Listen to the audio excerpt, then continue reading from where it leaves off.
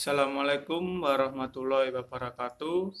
Di sini kami kelompok 1 akan mempresentasikan tentang keterkaitan perencanaan tenaga kerja dengan sistem informasi manajemen.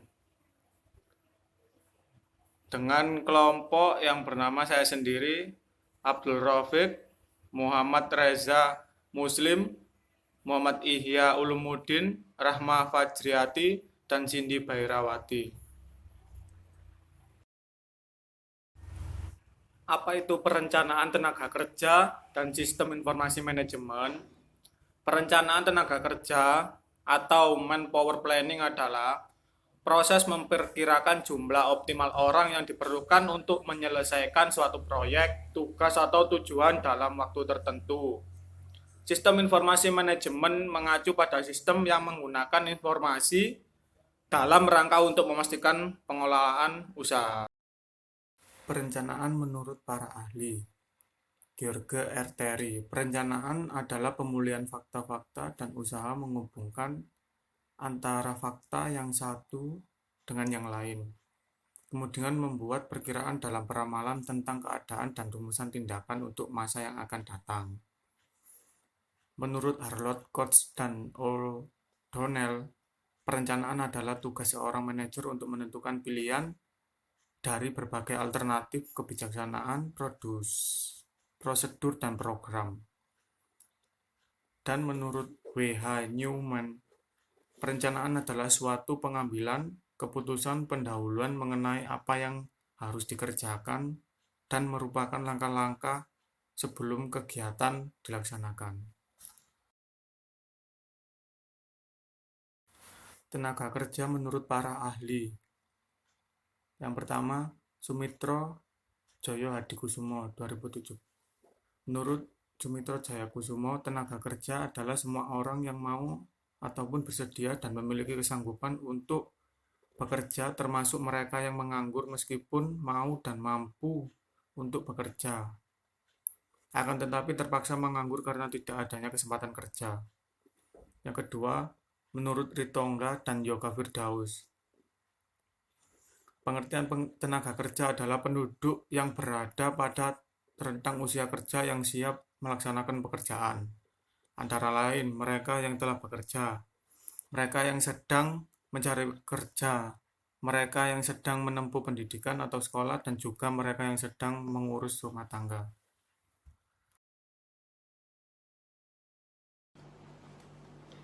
Davis pada 1985 halaman 6 dalam batasan yang lebih luas memberikan definisi tentang sistem informasi manajemen yang berbunyi, a management information system is an integrated user machine system for providing information to support operation, management, and decision-making function in an organization.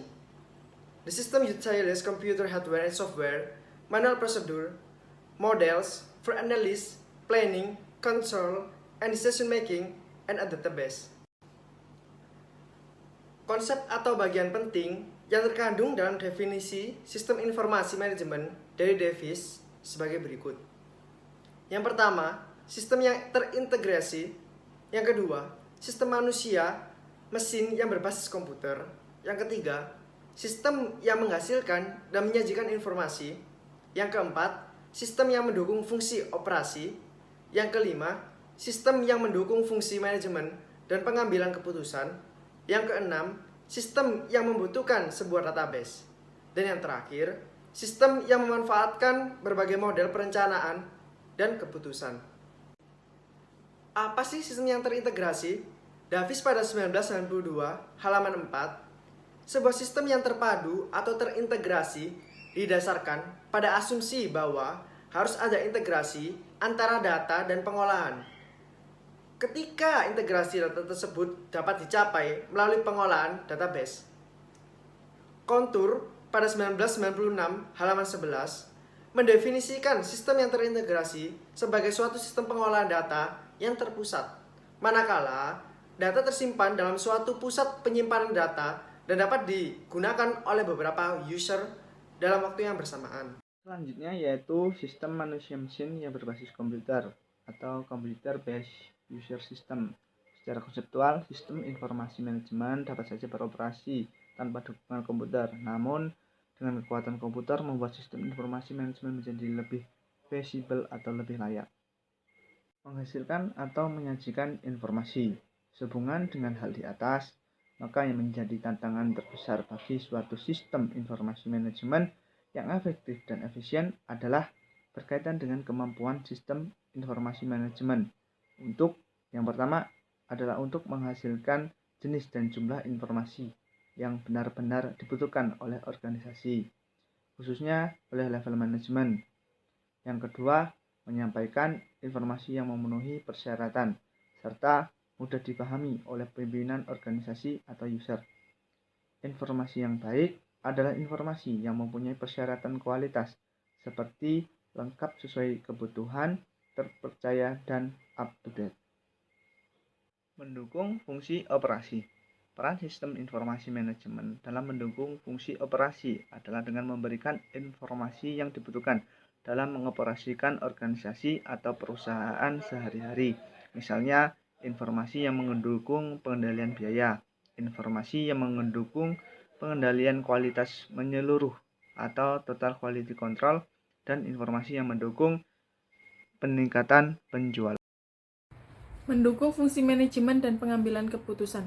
Peran sistem informasi manajemen dalam mendukung fungsi manajemen adalah dengan menghasilkan informasi yang cepat, akurat, dan tepat.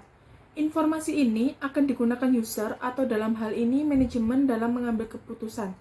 Manajemen senantiasa membutuhkan informasi yang up-to-date atau informasi terbaru atau terkini untuk menghasilkan keputusan yang tepat.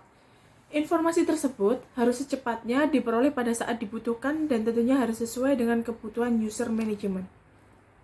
Kebutuhan akan sebuah database.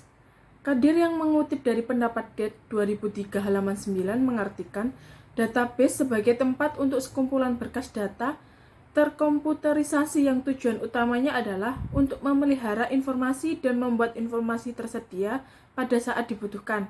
Dengan demikian, penekanan konsep database adalah pada perlunya pengelolaan dan pengorganisasian data untuk kepentingan pemrosesan dan jaminan kualitas data.